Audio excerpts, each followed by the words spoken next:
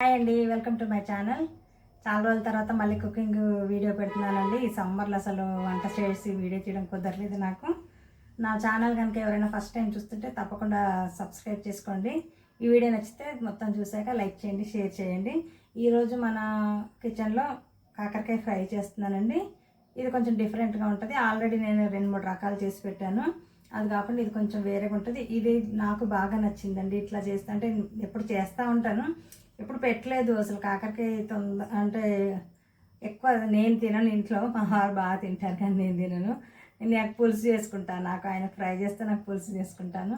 ఇది నాకు కూడా బాగా నచ్చుతుంది అనమాట. ఇదైతే తింటాం, అన్నం మొత్తం తినొచ్చు అసలు.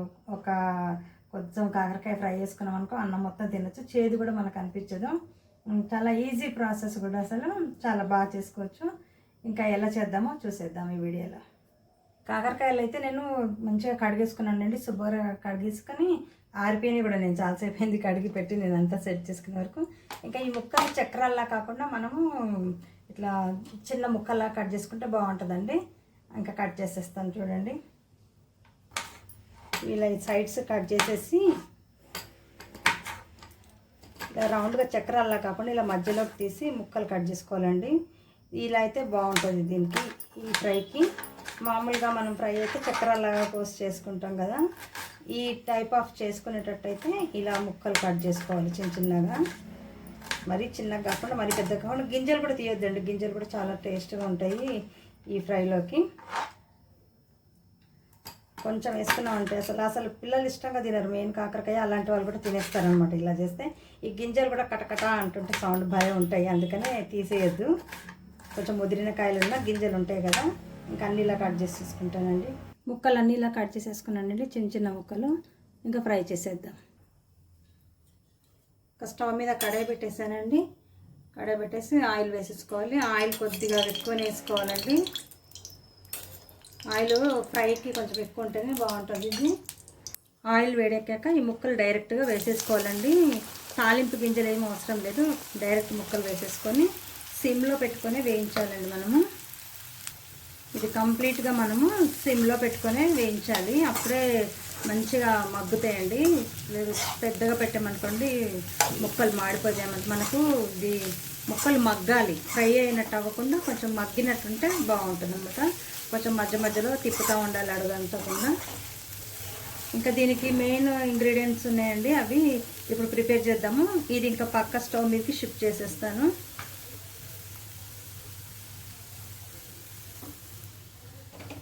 షిఫ్ట్ చేసేసి ఇంకా దీంట్లో మనం కావాల్సిన ఇంగ్రీడియంట్స్ అన్నీ దీనికి, ఈ కాకరకాయకి మెయిన్గా పౌడర్ చేసుకోవాలండి.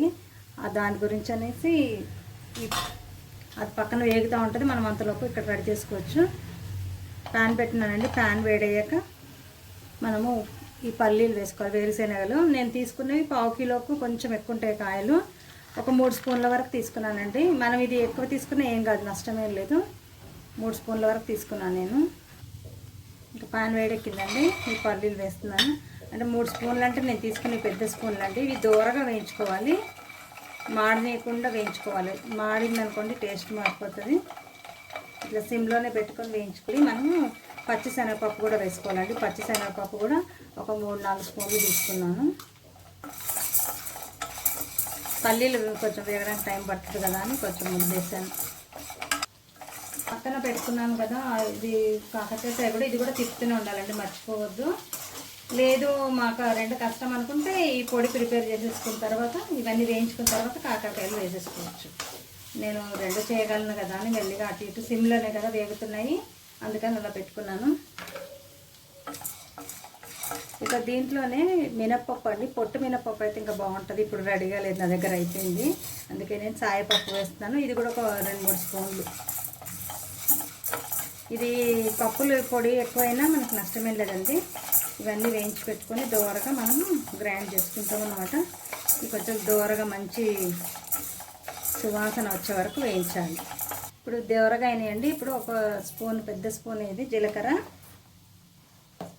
ధనియాలు, జీలకర్ర ఒక స్పూన్ తక్కువ వేసాను, ధనియాలు ఒక స్పూన్ వేసాను అనమాట. ఇవి లాస్ట్లో వేసుకోవాలి, ముందే వేస్తే వేగిపోతాయి కదా, బాగా మాడిపోతాయి. అందుకని కొంచెం అవన్నీ దోరగా వచ్చాక వేసాను. అలాగే లాస్ట్లో ఇంకా కరివేపాకు కూడా వేసుకోవాలండి. కరివేపాకు ఎంత వేసుకున్నా పర్వాలేదు. మనము కరివేపాకు పాట వేసుకుంటే తీసేస్తాం అన్నం తినేటప్పుడు. ఇదైతే ఇందులో మంచిగా పౌడర్ అయిపోద్ది. పిల్లలైనా మనమైనా ఎవరిమైనా తీయకుండా తినేస్తాం అనమాట. అందుకని ఇలా పౌడర్స్ చేసుకునేటప్పుడు అయితే ఇంకా అలా వేసేస్తే బెటరు.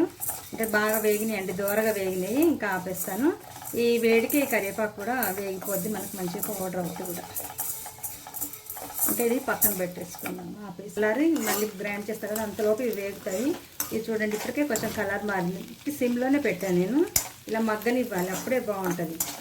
మరి మాడగొట్టేసినట్టు కూడా అవ్వకూడదు, అందుకే కొంచెం తిప్పుతూ ఉండాలి. చూడండి ఇట్లా మగ్గుతూ ఉన్నాయి. తర్వాత కొంచెం ఫ్రై అవుతూ ఉంటాయి అనమాట. నేను కంప్లీట్గా మూత పెట్టకుండానే చేస్తున్నాను. మూత పెట్టామనుకోండి ఆవిరి పడుతుంది కదా, అందుకని ఫ్రై లాగా అనుకోండి. ఇది మన ఫ్రై మనకు 4-5 రోజులైనా బయట ఉన్నా ఉంటుందండి, ఏం పాడవదు. కానీ నేను చేసే ఈ క్వాంటిటీకి ఒక రోజులోనే అయిపోద్ది అనుకుంటున్నాను. ఒక రోజు రేపటికి అయిపోద్ది, ఎందుకంటే అంత బాగుంటుంది అనమాట. తినేస్తూనే ఉంటాం వదలకుండా. ఇంకా నాకు పప్పులు చల్లారుతున్నాయండి. అవి చల్లారాక ఇది చేస్తూనే అట్లా మనం బాగా అలవాటైన వాళ్ళం అనుకోండి, ఇలా ఒక సైడ్ చేస్తే ఒక సైడ్ అడ్జస్ట్ చేసుకోవచ్చు. ఎవరైనా కొత్తగా చేస్తే కనుక ముందు పప్పులన్నీ వేయించేసుకోండి, వేయించుకున్నాక చేయండి. కానీ తప్పకుండా ట్రై చేయండి. కాకరకాయ ఇష్టం లేని వాళ్ళు కూడా చాలా ఇష్టంగా తింటారు. ఇంకా పప్పులన్నీ చల్లారిపోయినాయండి, మిక్సీలో వేసుకున్నాను. మనం రోట్లో దంచుకున్నా కూడా బాగుంటుంది, కానీ ఇంకా అంత దంచే ఓపిక అయితే లేదు. నేను మిక్సీలోనే బరకగా పడతాను. ఇంకా వెల్లుల్లిపాయలు కూడా అండి దీనికి మెయిన్. ఒక పాయ వరకు తీసుకున్నాను. మనం ఇంకా అరకిలో అలా తీసుకున్నాం అనుకోండి, ఇంకా వేసుకోవచ్చు. ఇక కారం కూడా, ఉప్పు అయితే నేను దాంట్లో వేస్తాను, కారము మనం దీంట్లోనే వేసుకొని గ్రైండ్ చేసుకోవాలి. ఫస్ట్ అయితే ఇవి గ్రైండ్ చేస్తాను. అసలు మెయిన్ ఇంగ్రీడియంట్ మర్చిపోయాను, కట్ చేసి పక్కన పెట్టాను ముక్కలు. కొబ్బరి అండి, ఎండు కొబ్బరి కూడా వేసుకోవాలి. ఎండు కొబ్బరి ఇట్లా బ్లాక్ పైన నలుపు ఉంటుంది చూడండి, అవి తీసుకుంటే బాగుంటుందండి. దీంట్లో ఆయిల్ వస్తుంది. ఇదిగో నేను కట్ చేశాను, ముక్కలు కట్ చేసి నా చేతికి ఆయిల్ ఉన్నది చూడండి. ఇవి కూడా వేసుకోవాలి. పౌడర్ కంటే ఇది బెస్ట్ అండి, దీంట్లో ఆయిల్ కూడా వస్తుంది మంచిగా. నేను చూపిస్తూ ఉండండి ఎండు కొబ్బరి చిప్పలు ఎలా ఉండాలో. ఇలాంటివండి ఇట్లా పైన బ్రౌన్గా లేకుండా ఇట్లా బ్లాక్ ఉన్నాయి అనుకోండి, ఇవి మనం మసాలా కర్రీలు, గ్రేవీ కర్రీలు చేసుకుంటాం కదా, నాన్ వెజ్ కానీ ఏవైనా మసాలా వంకాయ ఇట్లా అలాంటి వాటికి ఈ కొబ్బరి మెత్తగా ఉంటుంది, మంచి గ్రైండ్ అవుతుంది అనమాట. ఆయిల్ వస్తుంది మంచిగా. అసలు ఈ కొబ్బరి నూనె మనం పొడి కన్నా కొబ్బరి అప్పటికప్పుడు రుబ్బేసుకున్నాం అనుకోండి, అందులోంచి వచ్చే ఆయిల్ వల్ల కూడా మనకు మంచి టేస్ట్ వస్తుంది. అల్లం వెల్లుల్లిపాయ అవి కూడా మనమే అప్పటికప్పుడు రుబ్బేసుకుంటే ఎట్లా బాగుంటుందో ఈ కొబ్బరి కూడా అలాగే బాగుంటుంది అనమాట. ఈ నలుపున్నదైతే కర్రీస్కి, గ్రేవీ కర్రీస్కి బాగుంటుందండి. ఫస్ట్ ఇవి గ్రైండ్ చేసేస్తాను, ఎందుకంటే ఇది కొంచెం మెత్తగైనా పర్లేదు, అవి మెత్తగా అవ్వకూడదు, పప్పులు బరకగా ఉండాలి. ఇది కూడా కొంచెం బరకగానే ఉందండి, ఇంకా వాటితో పాటు మళ్ళీ నలిగిపోద్ది కదా. ఇప్పుడు పప్పులన్నీ వేసేసుకొని బరకగానే అట్లా పల్స్ మోడ్లా చేసుకున్నాం అనుకోండి, కొంచెం బాగుంటుంది. మరి పౌడర్ అయిపోకూడదు. ఇలా బరకగా పట్టేసుకున్నాను. ఇప్పుడు మనము దీంట్లో కారం వేసుకొని వెల్లుల్లిపాయలు కూడా వేసేసుకోవాలి. ఇప్పుడే ముందే వెల్లుల్లిపాయలు వేసామనుకోండి తడికి నలగవు అనమాట పప్పులు. కారం కూడా మనకు సరిపడా వేసేసుకోవాలండి, మనం ఇంకా కూరలో వేయము. ఈ పొడికి ఆ ముక్కలకి సరిపడా వేసేసుకోవాలి కారం. ఈ పొడిలోకి కొద్దిగా ఉప్పు వేస్తున్నాను, ఎక్కువ వేయట్లేదు. నేను ముక్కల్లో వేస్తాను ఉప్పు, అందుకని ఇందులో కొంచెమే వేస్తున్నాను. ఉప్పు తక్కువైనా పర్లేదు కానీ ఎక్కువైతే ఇబ్బంది కదా, అందుకనేసి కొద్దిగా వేస్తున్నాను. ఈ పౌడర్లకు సరిపడా కూడా కాదు, చాలా తక్కువ వేసాను. ఇదిగోండి ఇలాగా మనకు కారం వేసేసరికి బరక తెలుస్తుంది చూడండి, ఇట్లా బరకగా ఉండాలి, ఇంత బరకగా పట్టుకోవాలి. ఇంకా ముక్కలు ఆల్మోస్ట్ వేగిపోయినాయండి. ఇప్పుడు సాల్ట్ వేస్తున్నాను. ఇప్పుడు దీంట్లోకి సరిపడా ఇంకా పౌడర్లో కూడా సరిపడా, నేను అందులో చాలా తక్కువ వేసాను కదా. ఇంకా మనము కాకరకాయ అంటే చేదు ఉండొద్దు అని అనుకుంటే కుదరదండి. కాకరకాయ అంటే చేదు ఉండాలి, చేదు ఉంటేనే కాకరకాయ ఫ్రై అన్నట్టు. కాకపోతే ఇలా చేస్తే కొంచెం మనకు చేదు తెలియదు, ఉంటుంది మనకు తెలీదు. ఈ పొళ్ళు అవన్నీ టేస్ట్లు ఉంటాయి కదా, ఆ మధ్యలో మనకు పెద్ద ఎక్కువ అనిపించదు అనమాట. పిల్లలు కూడా తినేయచ్చు, అసలు అంత బాగా తినేస్తారు పిల్లలు కూడా. కొద్దిగా ఒక 2 నిమిషాలు ఇది వేగించిన తర్వాత చూద్దాం. ఇంకా ఇది ఇలా తెల్ల తెల్లగా ఉందనుకున్నా కానీ ఇది ముక్క మగ్గిపోయింది చూడండి. ఇట్లా కొద్దిగా కలర్ కూడా మారుతూ ఉంది. కాకరకాయ మన హెల్త్ కూడా ఎంతో మంచిది కదండి. వారంలో నేనైతే 2 సార్లు మినిమం కంపల్సరీ చేస్తాను. అంటే రకరకాలుగా 3-4 రకాలు చేస్తాం కదా, అలా చేస్తూ ఉంటాను అన్నమాట. పులుసు చాలా తక్కువ ఫ్రై, మా వారు రోజు పెట్టినా తింటారు ఫ్రై అసలు. ఇప్పుడు ఇంకా పసుపు వేసేసుకున్నాం. మనము పొడిలో పసుపు వేయలేదు కదా, ఆయిల్లో వేస్తేనే పసుపు బాగుంటుందండి, మంచి కలర్ వస్తుంది కర్రీకి. ఇది ఇంకా కొద్దిసేపు మగ్గనిద్దాం. ఇది మనకు ముక్కు ఉడకాలి, కొద్దిగా వేగినట్టు కూడా అవ్వాలి. ఇదిగోండి ఈజీగా కట్ అయిపోతుంది. ఇంకా వేగిపోయినాయండి, ఇంకా ఆపేస్తున్నాను స్టవ్. మనము స్టవ్ ఆపేసిన తర్వాతనే ఈ పొడి వేసుకోవాలండి. నేను స్టవ్ ఆపేసాను, ముందే వేసామనుకోండి ఇది కారం అంతా మాడిపోద్ది అనమాట స్టవ్ వెలిగి ఉండగానే, అందుకని వేయద్దు. ఈ పొడి ఇంత పట్టేస్తుందా అనుకోకండి, పట్టేస్తుంది. ఇది ఇంత వేస్తేనే దానికి రుచి. ముందు ఒకసారి మళ్ళీ కలుపుకొని కొద్దిగా వేసుకుందాం.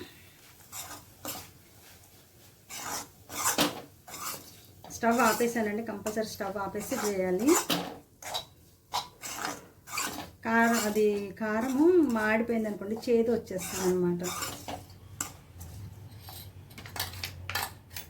ఇంకా మిగిలిందంతా కూడా వేసేస్తున్నాను.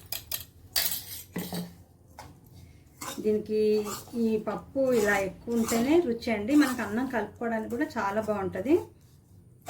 ఇంక ఇది కొద్దిగా కలపాలి. కలిపేసి వెంటనే మనము వేరే గిన్నెలో తీసేసుకుంటాం, ఎందుకంటే ఇది కడాయి చాలాసేపు నుంచి వేగుతుంది కదా, వేడి ఉంటుంది. మన కలర్ మారకుండా ఉండాలి, అప్పుడే బాగుంటుంది. ఇది బ్లాకిష్ లాగా వచ్చేస్తుంది మిరపకాయల కారం కనుక మాడింది అనుకోండి. ఎండుమిరపకాయలు వేసుకుంటే ఇలా ఉండదండి, ఎందుకంటే ఎండుమిరపకాయలు పూర్తిగా ఇంత నలగవు కదా, అందుకే కారప్పొడి వేసుకోవాలి. ఎండుమిరపకాయలు వేసుకుంటే ఇంకా మనకు అది పూర్తిగా మిక్సీలో మొత్తం నలగదు కదా, మిల్లులో నలిగినట్టు. ఇంక ఇది వెంటనే వేరే ప్లేట్లోకి తీసుకుందాం, లేకపోతే నలుపు వచ్చేస్తుంది. ఇంకా మనం వెంటనే ఇట్లా వేరే ప్లేట్లోకి తీసేసుకుంటే ఆ వేడికి నలుపు రాకుండా ఉంటుంది అన్నమాట. టేస్ట్ చూసేస్తాను, నాకు నోరు ఊరిపోతుంది. ఈ వెల్లుల్లిపాయ వాసన, అది వేడిలోనే వేసి తిప్పాం కదా, ఆ వాసన గుమగుమలాడిపోతుంది. టేస్ట్ చూసేస్తానండి, నాకు ఈ స్మెల్కి నోరు ఊరిపోతుంది. చాలా బాగా వచ్చిందండి. మీరు కూడా చేసుకొని తప్పకుండా తిని మీకు ఎలా వచ్చిందన్న కామెంట్ సెక్షన్లో చెప్పండి. 2-3 రోజులైనా కూడా ఉంటుందండి, ఇదేమీ పాడవదు. మన కొద్దిగా అన్నంలో అది ఎక్కువ అన్నంలో కొద్దిగా వేసుకుని సరిపోద్ది అనమాట ఈ కర్రీ. ఇంకా వేరే కూరలు ఉన్నా లేకపోయినా దీని ఒక్కదాంతో తినేయచ్చు మనకు. ఇంతేనండి, కాకరకాయ ఫ్రై ఈజీగా చేసేసుకోవచ్చు. మనం సింపుల్గా ఎక్కువ కష్టపడి హడావుడి పడాల్సిన పని ఏమి ఉండదు. ఒక సైడ్ అది వేగుతూ ఉంటే మనం చేసేసుకోవచ్చు. ఎంత ఇష్టం లేని వాళ్ళైనా, కాకరకాయ అంటే చాలామంది ఇష్టపడరు, అలాంటి వాళ్ళకి ఇలా చేసి పెట్టండి, తప్పకుండా తింటారు, మళ్ళీ మళ్ళీ అడిగి తింటారు. మనం కొద్దిగా అన్నం, అది కొద్దిగా కూరతోని ఎక్కువ అన్నం తినేయచ్చు అనమాట, అంత బాగుంటుంది టేస్ట్. మీరు ట్రై చేయండి, మీకు ఎలా వచ్చిందో కామెంట్ సెక్షన్లో చెప్పండి. నచ్చితే తప్పకుండా లైక్ చేయండి, షేర్ చేయండి, సబ్స్క్రైబ్ చేయడం మాత్రం మర్చిపోకండి. నెక్స్ట్ వీడియోలో కలుద్దామండి.